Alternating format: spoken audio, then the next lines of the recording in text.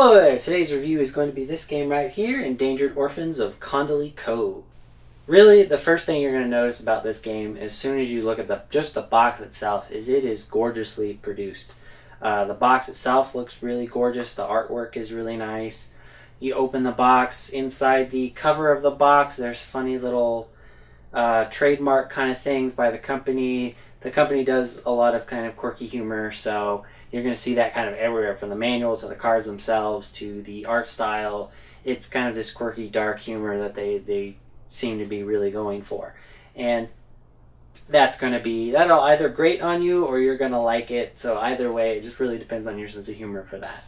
But beyond that, you've got gorgeously looking cards. The cardstock's really nice and just a really nice cardstock. The miniatures that come with the game look gorgeous. They fit the art style perfectly.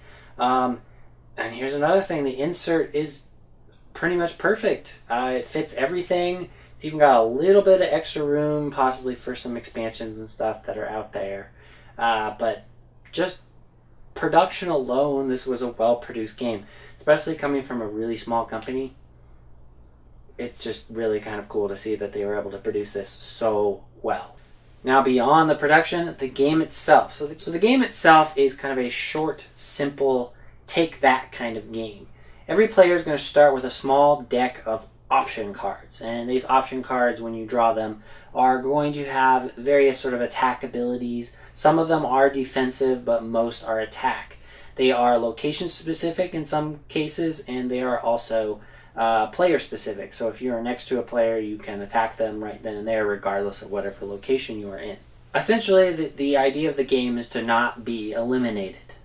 Players are going to be moving their pawn potentially around the board, playing as many option cards as they wish, and then drawing 2 cards. Now, at the beginning of the game, there's going to be 2 decks. There's going to be the player-specific option deck that they have in front of them, and there's also going to be a cove deck.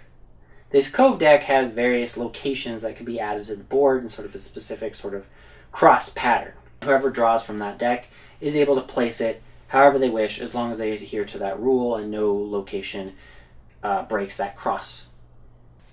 The last thing to know about this game is players are starting to run out of cards. There's one location that they can hope to get to and hopefully get some more option cards. That is the central card that starts out in the center of the game. Players that go to this location get to choose from a small deck of cards. In that deck of cards, there is one card that is an instant loss condition.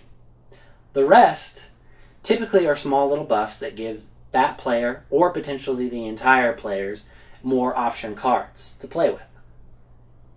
And that's really all there is to say really about the basic gameplay of this game. It is a really short, fairly simple take that game. One thing that is definitely a little bit odd about this game is that the default 3-player game, one of the option decks that a player is going to get is going to be an odd number, meaning they're going to have one less card than the other players. Now, I played this game a couple times, and I did take that small deck a couple times on purpose. And I was actually still able to win. So I really don't know how much that is really a problem, but it does sort of change the strategy you have to go into from the very beginning. And really, that's where this game does kind of shine, and it's also kind of a really big negative going with it, is that since the option cards are always randomized, everybody's going to have a completely different hand every time you play.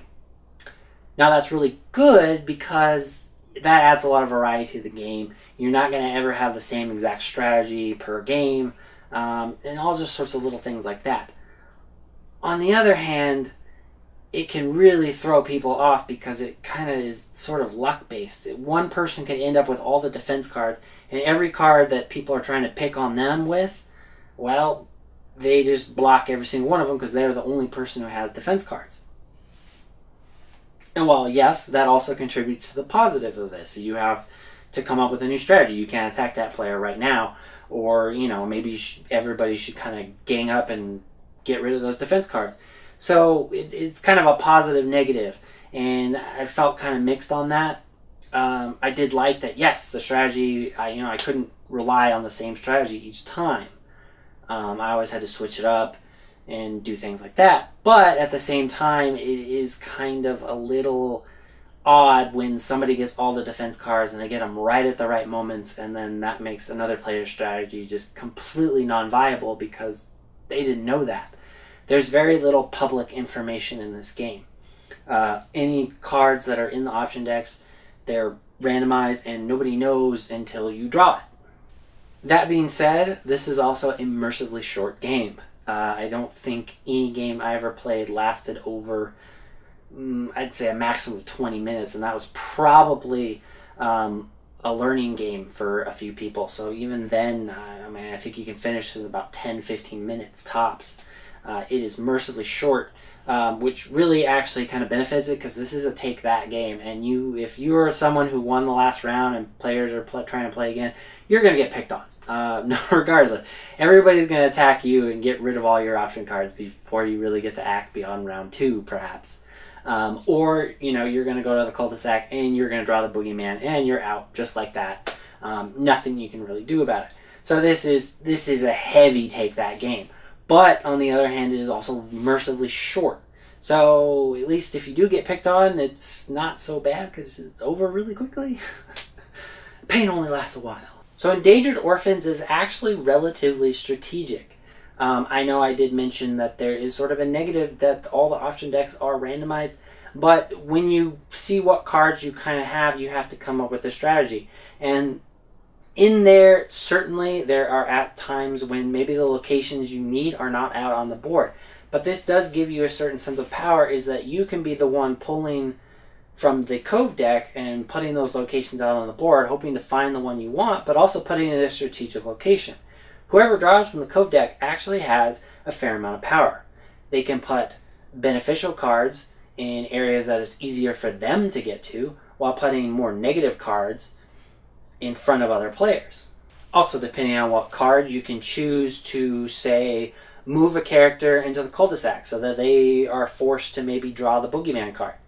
You can get to certain locations to steal cards from other players or to make them discard it. There is a lot of little tiny options that you have to consider as more locations come out, as your option cards get drawn from your deck, and just little strategic things like that. That being said, this is not a brain burner. I don't really feel that anyone's going to come over with analysis paralysis about anything in this game. It is still pretty simple, but it is kind of remarkable that for a take-that game, it does have just a little bit of strategy considering how short it is.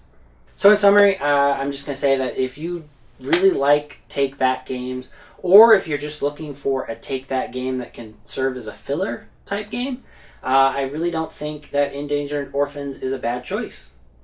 But if you're not into take-that games, or you don't really want to pick on your friends, or you don't want your friends picking on you, then you may want to stay away from this game.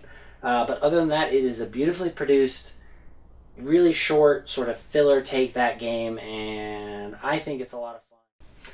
Hi, if you like this video and you'd like to have some more board game reviews, don't hesitate to hit the subscribe button below.